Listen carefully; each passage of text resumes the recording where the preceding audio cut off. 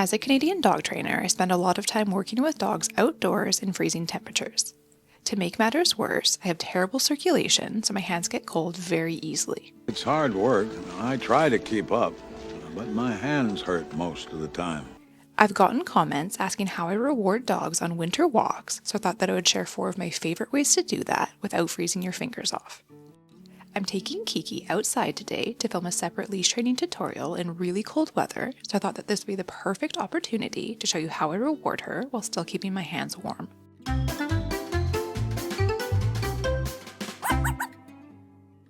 Option 1 is a silicone pouch, wet food, and a long-handled spoon or spatula. I commonly recommend this setup to anyone with a really short dog that has difficulties repetitively bending over to deliver treats in motion. It also works great on cold walks because you can still easily wear thick gloves. However, with really tall dogs like Kiki, I'll typically use silicone squeeze tubes instead. These are one of the tactics that I personally use most often in the winter. I bought a few squeeze tubes with large openings so that they're easy to fill and clean. This video is not sponsored, but I have linked all of the items that I mentioned in the caption and comments.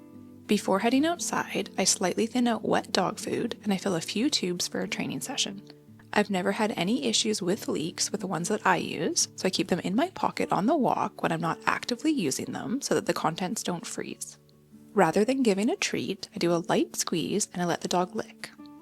This is Kiki's preferred treat and a really affordable option for rewarding on winter walks. Another tip if you want to wear thick gloves is to check out the Easy Treat Dispenser. Ironically, my camera battery died in the cold before I demoed this treat dispenser on the walk, so I'm just filming this on my phone indoors to show you instead. The Easy Treat is a fully contained unit that releases a treat when you squeeze the button, so it's very easy to operate with mittens on. Heads up if you use this though, that the treats do need to be cut to a certain size and the unit does need to be kept dry or it doesn't work as well. I also want to point out that if you've seen any of Kiki's previous videos on my channel, you'll know how much she used to struggle with impulse control and trying to steal food. Kiki waiting for me to say okay before she tried to get that treat made me so happy. At the end of this video, I'll link 2 tutorials that feature Kiki. This one where she learns leave it, and this one where she learns not to steal food off the counters when I leave the room. And lastly, the tip that I personally use most often in the winter is electric gloves. As I previously mentioned, I have terrible circulation, so my hands have a hard time generating heat and they can get very painful in cold temperatures. Hilariously, one of my favorite winter activities is ice climbing, where your hands are often above your head, which makes circulation even worse. About a decade ago, I was struggling with a lot of pain while climbing, so I was looking for a solution and I stumbled upon electric gloves. It changed my life. These thin liners send heat all the way down your fingers and they last for hours. They're so thin that I have full dexterity, which is also great for dog training. If I'm wearing them with dogs, I'll wear a light waterproof glove over top to protect the heated gloves. I will be honest though, they are not cheap.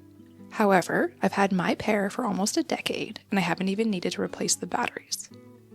They're a fellow Canadian company, so I reached out and they gave me a 15% off discount code to give to you if you want to check them out.